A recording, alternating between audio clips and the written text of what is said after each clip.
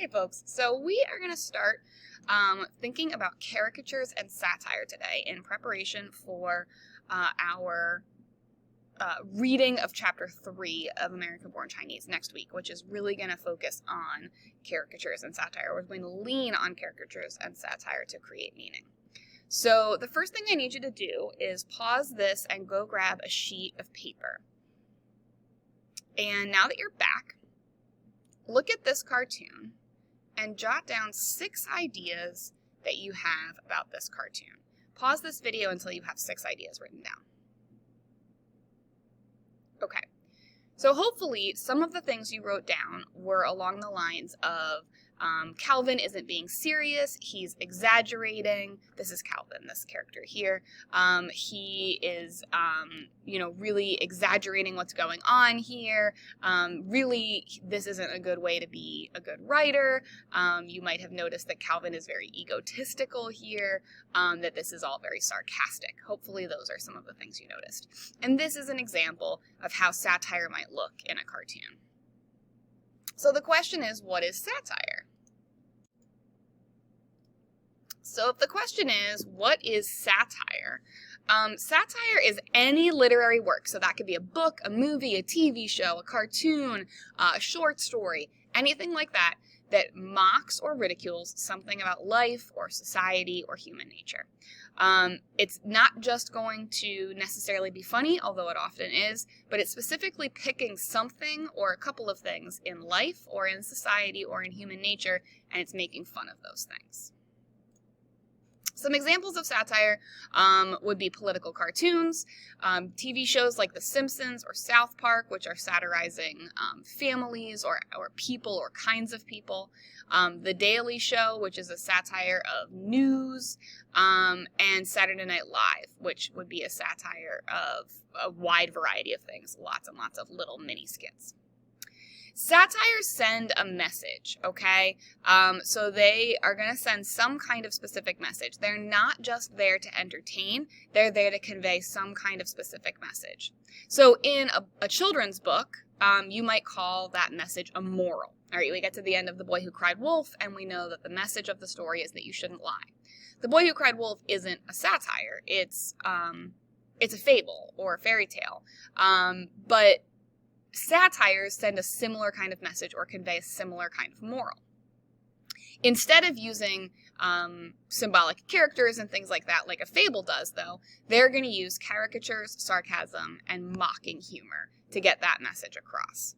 Typically, a satirical message, a message in a satire, is either political or social. Not always, but probably about 90% of the time.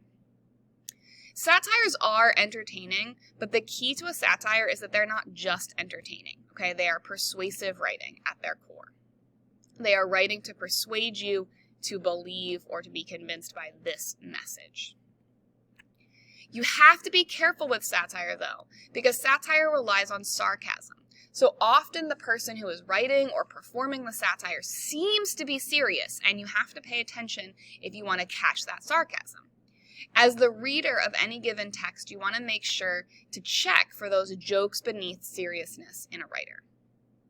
It's really, really important that you're paying attention to tone when you read or engage with satirical texts. Tone is really key, and sometimes you can hear tone. Like if you watch a Saturday Night Live skit, you know the joke. But if you're reading, it's a little harder to find or to identify or to analyze that tone.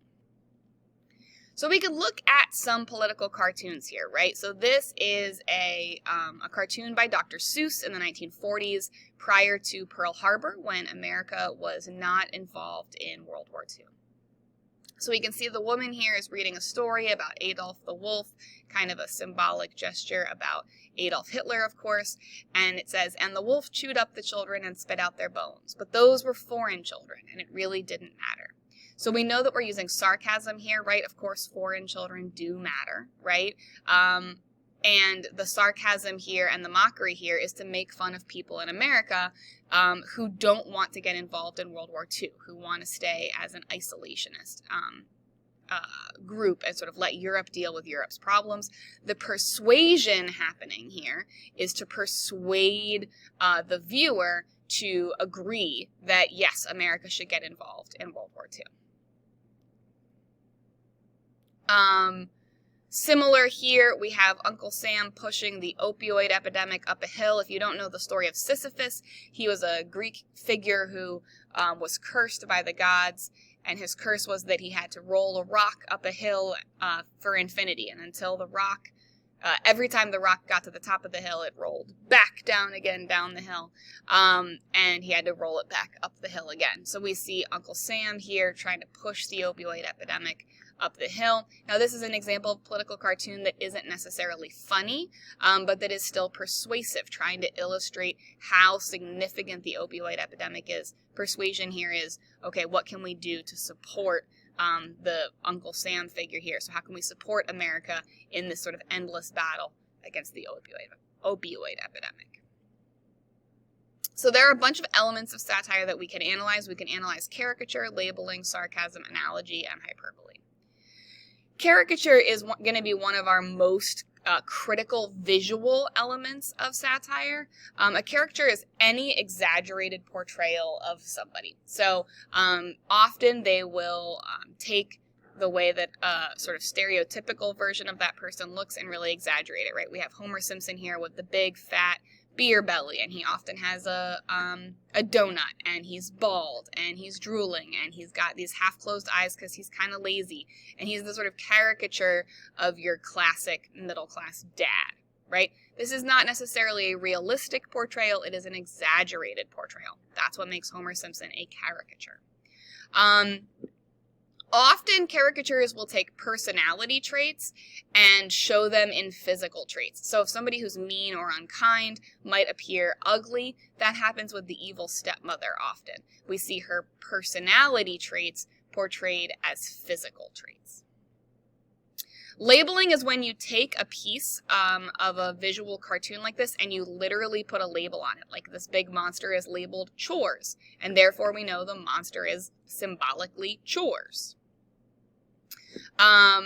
It draws attention to that element and it doesn't leave any room to guess with the symbolism. And it's a good verbal reminder of that symbolic meaning of that person or of that object or whatever it is.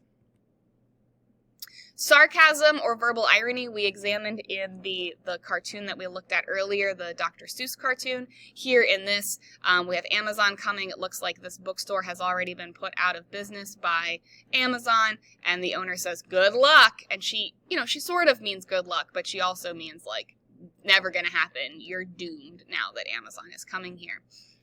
So obviously, sarcasm is when somebody says the opposite of what they mean. Tone is really important here. You've got to read for tone, okay?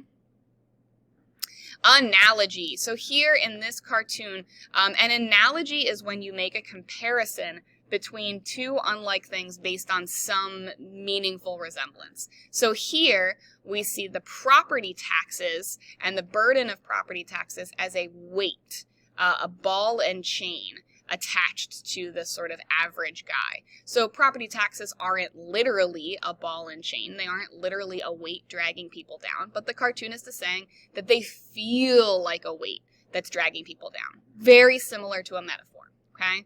They're going to suggest a deeper meaning to something on the surface. So this isn't a cartoon about a ball and chain. It's a cartoon about property taxes and the way that they burden people. Hyperbole is when something is extremely exaggerated, right? Like this kid doesn't actually have so much homework he literally can't move. That's a hyperbole to demonstrate how much homework he has. He really has a lot of homework. It feels like an endless amount of homework. But this isn't literally a portrayal of exactly how much homework he has. A lot of times you'll see satires lean on hyperbole to really emphasize how significant something is. When you say, "I'm starving," or "I have a ton of homework," or "I died of embarrassment," these are all hyperboles, right? These aren't meant to be taken literally. They're meant to give emphasis to show you how strong you're feeling. And just to be clear, this word is hyperbole, not hyperbole.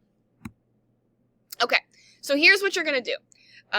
You have 2 tasks left for class today.